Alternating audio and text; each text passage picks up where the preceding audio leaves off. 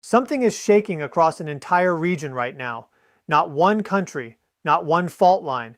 An entire arc of the planet is moving simultaneously. From India to Myanmar, to the Philippines, to Indonesia. Thousands of kilometers of active seismic zones lighting up within the same window of time. And when I laid out the data this week and looked at the pattern, I had to stop. Because this is not normal background noise. This is something else. So stay with me through this entire video, because the further we go, the more serious this gets. Let's start with what just happened, because the trigger for this video is real and it is fresh. On March 28, 2025, a magnitude 7.7 earthquake struck central Myanmar, shallow, only 10 kilometers deep. That is almost on the surface in geological terms. The shaking was so violent, so intense, that it was felt in Bangkok, Thailand, felt in Chiang Mai, felt in parts of India and China. Buildings collapsed in Mandalay. Structures that had stood for generations, gone in seconds. The death toll climbed past 3,000 confirmed, then kept climbing. Thousands more injured. Entire neighborhoods reduced to rubble. And rescue teams are still pulling people from the debris as I'm putting this together for you. Let that sink in. A magnitude 7.7, shallow, in one of the most geologically complex zones on Earth. And that is just the beginning of what I need to show you, because that earthquake did not happen in isolation, not even close. In the same weeks surrounding that event, Indonesia recorded multiple magnitude 6+ events across Sumatra and the Banda Sea. The Andaman Islands, sitting right on the boundary between the Indian plate and the Burma microplate, registered elevated seismicity. The Philippines, sitting on the Philippine Sea Plate, logged strong tremors along the Manila Trench system. And deep beneath the floor of the Indian Ocean, monitoring stations picked up unusual stress signals along the 90 East Ridge. One system, moving, adjusting, releasing all at once. And I want to explain to you exactly why this is happening. Because when you understand the mechanics, the urgency of this moment hits completely differently. So let me take you under the surface, right down into the geology, because that is where the real story lives. The Indo-Australian plate is one of the most geologically aggressive plates on Earth. It is not sitting still. It is driving northward and slightly eastward at a rate of approximately 50 to 70 millimeters per year. That is fast. In tectonic terms, that is very fast. And as it moves, it is colliding with everything in its path. To the north, it is slamming into the Eurasian plate. That collision built the Himalayas, the highest mountain range on the planet, still rising, still compressing, still storing energy in the crust beneath India, Nepal, Bhutan, and southwest China. To the east, it is grinding against the Burma microplate. That boundary runs almost exactly beneath Myanmar. That is the fault system that just ruptured, the Sagaing Fault, one of the most dangerous strike-slip faults in all of Asia. It runs nearly 200 kilometers through the heart of Myanmar, and it moves. When it moves fast and it moves violently. The March 2025 rupture was not a surprise to seismologists who study this fault.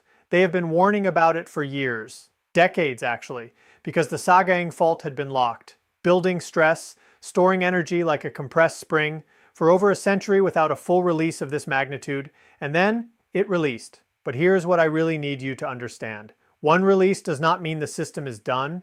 It means the system has been disturbed, and a disturbed system redistributes stress. It transfers load to neighboring faults, to neighboring plates, to neighboring subduction zones. And that is exactly what we are watching happen right now across this entire region.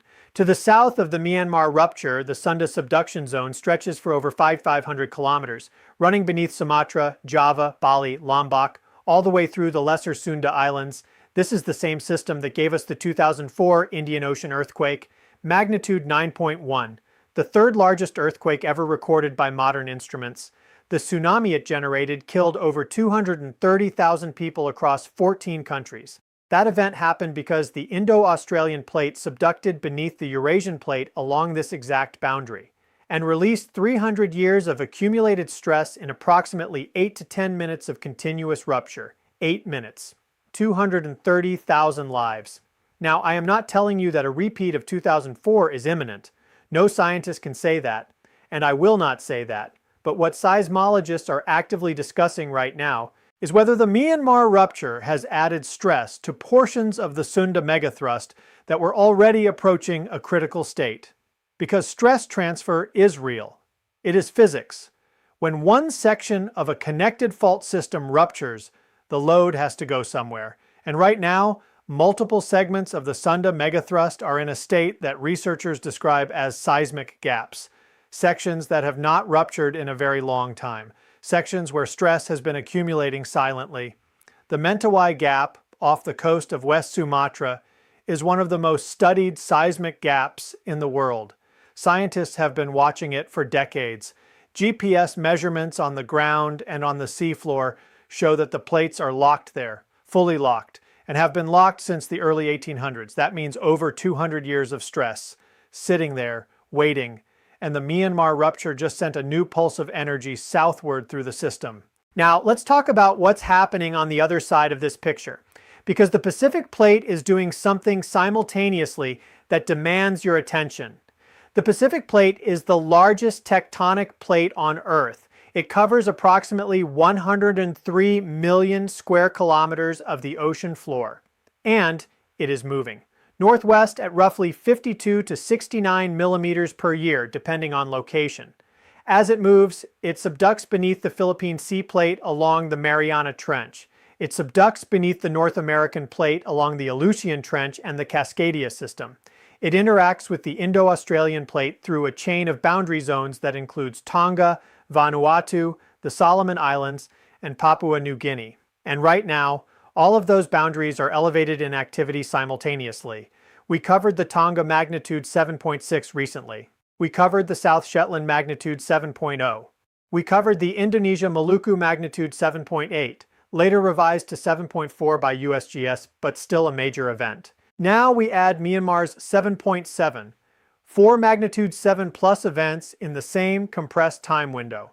Different locations, different fault styles, but connected through the same global plate system. And guys, this is the kind of pattern that the USGS Global Seismicity Monitoring Network flags for enhanced review, not panic, not doomsday, enhanced review, because the data is asking questions that need answers. I also want to talk about something that doesn't get enough attention, the Bay of Bengal, because sitting between the Indian subcontinent and the Myanmar-Andaman Arc, the Bay of Bengal is one of the most tsunami-genic basins on the planet. Its geometry is almost perfectly designed to amplify tsunami waves. It is deep in the south. It funnels northward toward the coastlines of Bangladesh, eastern India, and Myanmar itself. Bangladesh sits almost entirely within a few meters of sea level. Over 160 million people, concentrated in a low-lying delta system. Directly in the path of any tsunami generated along the Andaman-Nicobar Arc, or the northern Sunda system. The 2004 tsunami did not fully impact Bangladesh because the rupture occurred further south, but models of a northern Sunda or Andaman rupture show a very different picture, and those models are what keep certain scientists awake at night. Now, I have done a little research into the historical record here, because history always tells you something that the present data alone cannot. The Arakan coast of Myanmar, the western coastal margin right where the Burma microplate meets the subducting Indian plate, has a history of devastating earthquakes going back centuries. In 1762, a massive earthquake struck the Arakan region, estimated at magnitude 7.5 to 8.5 based on historical accounts.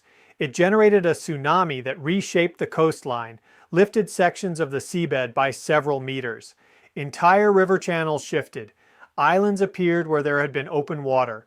That is the scale of what this boundary is capable of. And that boundary has been quiet, dangerously quiet, for most of the period since. Building stress every single year for over 260 years. Now combine that with the stress being redistributed southward from the March 2025 Myanmar rupture, and you start to understand why researchers who study this region are paying very close attention right now. Let me also address the question I know many of you have. Can earthquakes in one region actually trigger earthquakes somewhere else? The honest answer, yes, under specific conditions. Dynamic triggering, where seismic waves from a distant large earthquake disturb faults that are already near the point of failure, is a documented scientific phenomenon. The USGS has published research confirming that large earthquakes have triggered subsequent events at distances of thousands of kilometers. Not always, not predictably, but it happens. And when you have a region where multiple fault systems are already stressed, already at or near critical thresholds, a large distant rupture can provide exactly the nudge that tips one of them over the edge. That is the concern right now, not certainty, concern. And concern based on data is exactly the kind of concern that saves lives when people pay attention. So what should you actually watch for in the coming weeks? First, aftershock sequences from the Myanmar 7.7. Major shallow strike-slip events like this one typically produce aftershocks that can exceed magnitude 6 for weeks afterward. Some of those aftershocks will be damaging on their own. Second, seismicity rates along the Andaman Arc and northern Sumatra. If background seismicity in those areas begins to rise above normal levels, that is a signal worth watching very closely. Third, GPS deformation data from monitoring networks in Sumatra and the Andaman Islands. These networks measure millimeter-scale ground movement in real time. If lock sections of the megathrust begin showing anomalous creep, scientists will see it. Fourth, ocean buoy data from the Indian Ocean Tsunami Warning System. The DART buoy network, Deep Ocean Assessment and Reporting of Tsunamis, sits across the Indian Ocean specifically to give early warning. Those buoys are your first line of defense if anything generates a significant ocean displacement. And fifth, watch the volcanic systems in this region because subduction drives magma upward. And when subduction zones become unusually active, the volcanoes sitting above them feel it. Mount Merapi in Java, Sinabung in Sumatra, Barren Island in the Andamans, the only confirmed active volcano in the Indian subcontinent region, all sitting on the same system, all worth monitoring. I'm staying on the pulse of all of this for you guys. Because this is not a story that ends with one earthquake. This is a system in motion. A massive interconnected geological machine that is currently working through a period of elevated energy release. And the people who live along these coastlines in Myanmar, Bangladesh, India, Sri Lanka, Thailand, Indonesia, the Philippines, hundreds of millions of people, they deserve to know what the ground beneath their feet is doing. That is why I make these videos, not to create fear, to create awareness. Because awareness is the one thing that changes outcomes when the Earth starts moving. The geology here is not hiding what it's doing. It is telling us clearly. We just have to be willing to listen. So listen, stay informed, watch the data. And if you are in any of these regions, know your evacuation routes. Know the warning signs of a tsunami. The ocean pulling back suddenly, unusual sounds, strong sustained shaking near a coastline. And have a plan. If you found this important, give it a like and a hype. Share it with someone in this region who needs to see it. Leave me a comment below and check out the videos in the end screen because there is more happening right now that connects directly to everything we just talked about. Stay safe, guys. Be aware. Bye-bye.